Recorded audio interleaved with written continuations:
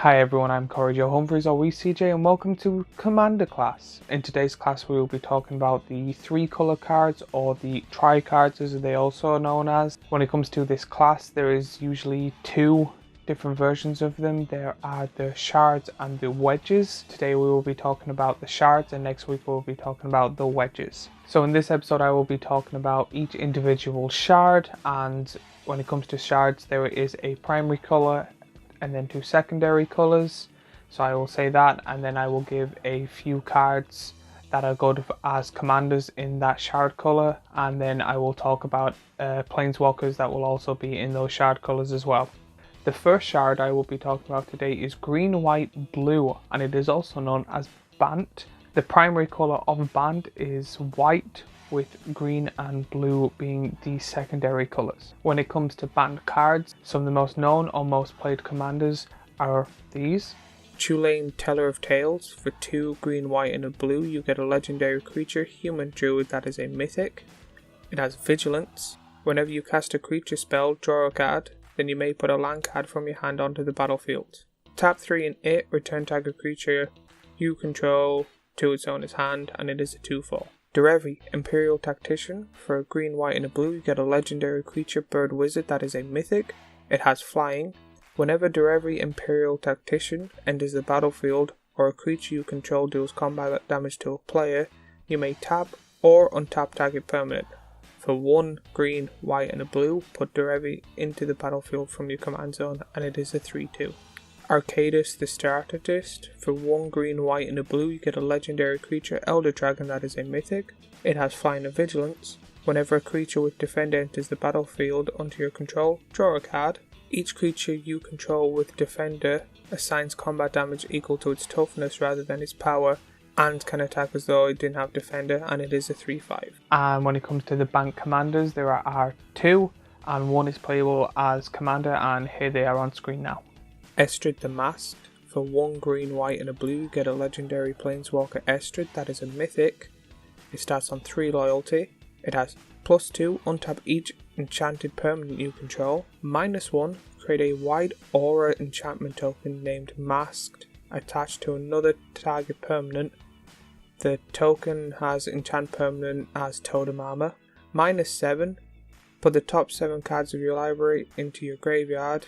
Return all non-aura enchantment cards from your graveyard to the battlefield, then do the same to aura cards. Estrid the Mask can be your commander. Tamiyo Field Researcher. For 1 green, white and a blue you get a planeswalker Tamiyo, that is a mythic. She starts on 4 loyalty, has +1, choose up to 2 target creatures until your next turn. Whenever either of those creatures deal combat damage, draw a card. -2, tap up to 2 target non-land permanents. They don't untap during the control's next untap step. -7, draw 3 cards. You get an emblem with you may cast non-land cards from your hand without paying the mana cost.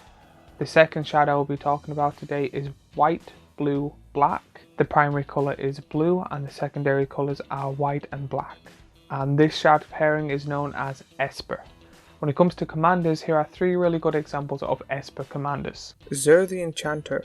For 1 white, blue and a black you get a legendary creature, human wizard, that is a rare.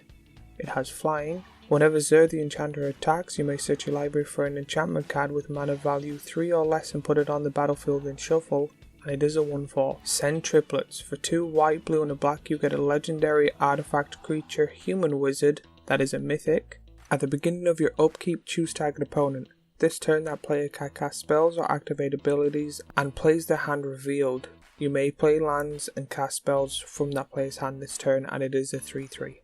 Alayla Artful Provocateur. For 1 white, blue and a black you get a legendary creature, Fairy Warlock, that's a mythic. It has flying, death touch and lifelink. Other creatures you control with flying get +1/+0. Whenever you cast an artifact or enchantment spell, create a 1/1 blue fairy creature token with flying, and it is a 2/3. And again, when it comes to planeswalkers, there are 2 Esper planeswalkers and 1 is commander playable. And here they are on screen now. Amonatu the Fateless. For a white, blue and a black you get a legendary planeswalker, Amonatu, that is a mythic. It starts on 3 loyalty and has a +1 draw a card, then put a card from your hand on top of your library. -1, exile another Tiger permanent you own, then return it to the battlefield under your control. And then -6, choose left or right, each player gains control of all non-land permanents other than Amanatu the Fate Shifter, controlled by the next player in the chosen direction. Amanatu the Fate Shifter can be your commander.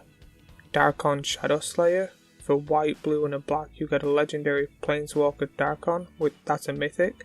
It starts on 0 loyalty. Darkon Shadow Slayer enters the battlefield with a number of loyalty counters on him equal to the number of lands you control. +1, Surveil 2.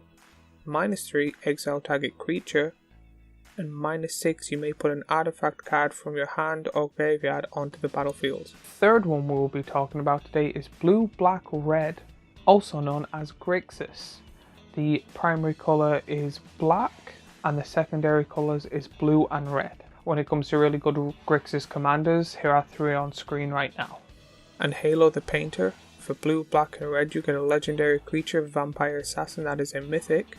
It has Death Touch. The first instant or sorcery you cast each turn has casualty 2 and it is a 1/3. Kess, Descendant Mage. For 1 blue, black and a red you get a legendary creature, Human Wizard, that's a mythic. It has Flying. During each of your end steps you may cast an instant or sorcery spell from your graveyard. If a spell cast this way would enter your graveyard, exile it instead, and it is a 3/4. Nekuzar the Mind Razor. For 2 blue, black and a red you get a legendary creature, Human Wizard, that is a mythic. At the beginning of each player's draw step, that player draws an additional card. Whenever an opponent draws a card, Nekuzar the Mind Razor deals 1 damage to that player, and it is a 2/4. And when it comes to Grixis Planeswalkers, there is 2, however one of them has very many Planeswalker cards because they've been in this set for a very long time, and here they are on screen. Gaeodrone Dehera. For 1 blue, black and a red you get a legendary Planeswalker Dehera, that is a mythic. Starts on 4 loyalty. Protection from permanents with corruption counters on them. +1, each opponent loses 2 life and you gain 2 life. Put a corrupt counter on up to 1 other target creature or planeswalker. -3, gain control of target creature or planeswalker until end of turn. Untap it and put a corrupt counter on it, it gains haste till end of turn. -7, gain control of each permanent with a corrupt counter on it.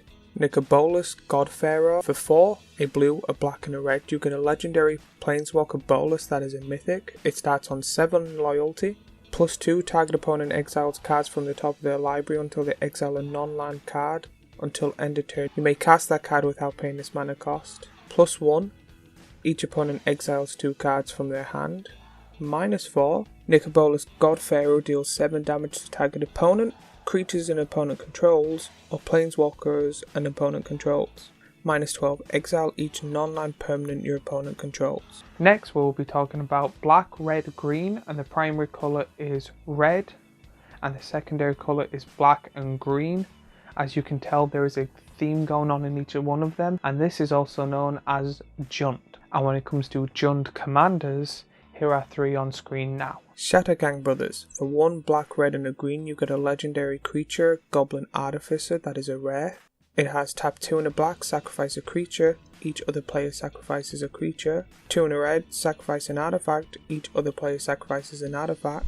Or 2 and a green, sacrifice an enchantment, each other player sacrifices an enchantment, and it is a 3/3. Prosh, Sky Rider of Care. For 3 black, red and a green you get a legendary creature dragon, that is a mythic. It has flying. When you cast Posh Sky Rider of Care, create X01 red Cobalt creature tokens named Cobalt of Care's Keep, where X is the amount of mana spent to cast Posh. Sacrifice another creature, Posh gets +1/+0 until end of turn, and it is a 5/5.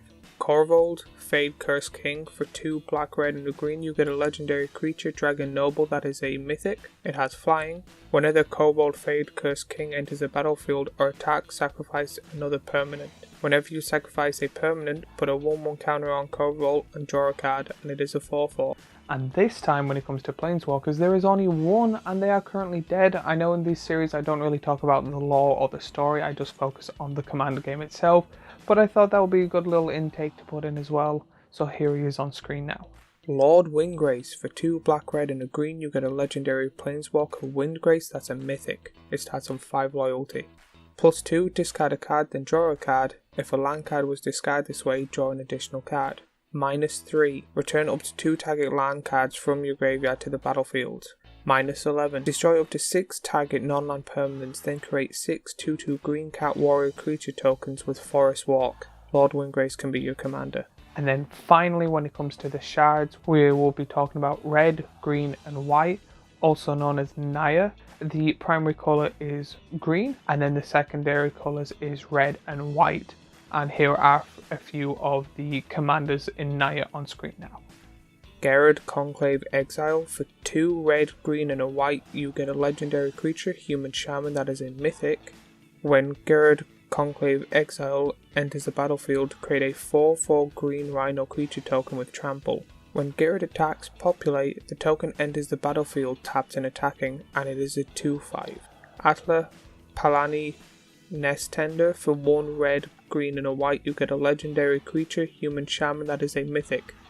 It has tap 2 and it, create a 0/1 green egg creature token with Defender. Whenever an egg you control dies, reveal the top card of your library until you reveal a creature card. Put that card onto the battlefield and the rest of the bottom of your library in a random order. And it is a 2/3. Gishath Sun's Avatar. For 5 red, green and a white, you get a legendary creature, Dinosaur Avatar, that is a mythic. It has Trample, Vigilance and Haste. Whenever Gishath Sun's Avatar deals combat damage to a player, reveal that many cards from the top of your library. Put any number of dinosaur creature cards from among them onto the battlefield and the rest of the bottom of your library in a random order, and it is a 7/6. Now when it comes to the Naya Planeswalkers, there is none.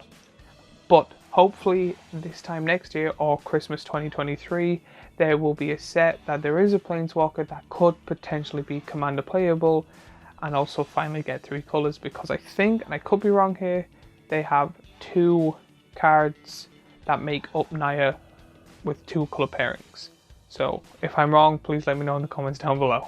Now I know this is a quick video, but I wanted to just do a quick video on it to kind of get it out of the way, because I know most of them are kind of 10 to 15 minutes, but that's just because the topics have been 10 to 15 minutes. Some will be shorter and some will be longer. So next week we'll be talking about the wedges, and I'll be doing the same thing, so it'll be nice and short. So hopefully we'll get it done by then. And as usual, remember to like, subscribe, follow me on all my social media and all that other good stuff. If you know any Magic the Gathering communities, please share this onto them, because I would like my channel to grow. I would like to keep doing this because I'm finding it a lot of fun. And I just want to say thank you again for all the support that has been happening so far. There will be a few changes in the next coming weeks, so keep hold there. I might do a separate video for that, but let me know what you think of the series so far, and I will see you in the next video.